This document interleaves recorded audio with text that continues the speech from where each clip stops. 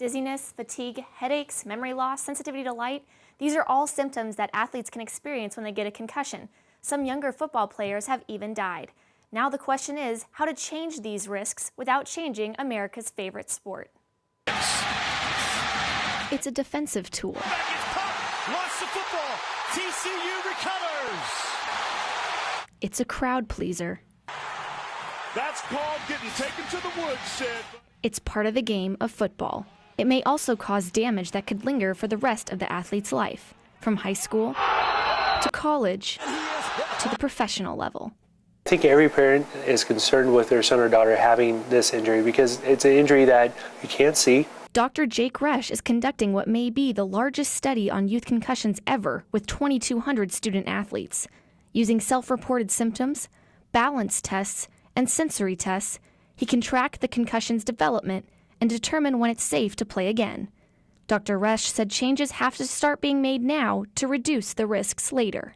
Reducing the number of contact practices throughout the week, doing an alternating pattern with contact versus non-contact, but also just overall instruction. Not only making athletes aware of concussion, but teaching them better technique, tackling with the head up opposed to trying to spear or keep their head down. Others think that it is the repetition of hits that causes the long-term consequences.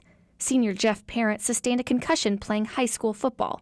He believes there needs to be better judgment on whether or not that athlete should be allowed to keep playing. A lot of kids, I don't think, die from the first one. I feel like it's a multiplier effect, and you just got to be smart. And I mean, your brain's worth more than a few high school varsity games. And that brain's main defense? The helmet.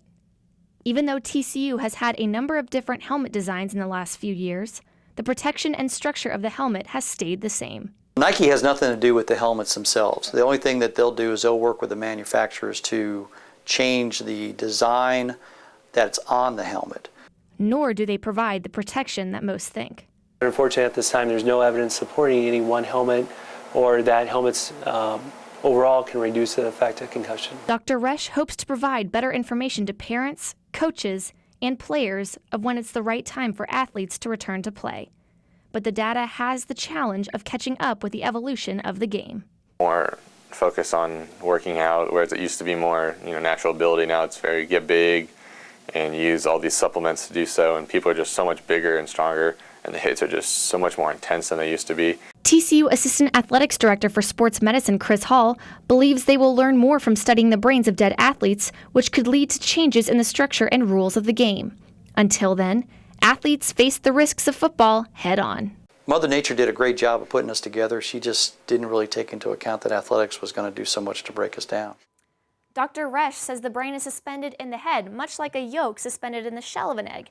If you were to protect the shell of the egg, like I did with the cotton around this egg, and have the egg hit the ground, you may protect the shell, but the yolk will still rupture.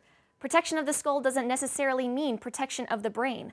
While helmets can reduce the risk of skull fractures and facial injuries, they will do nothing to reduce the risk of concussions.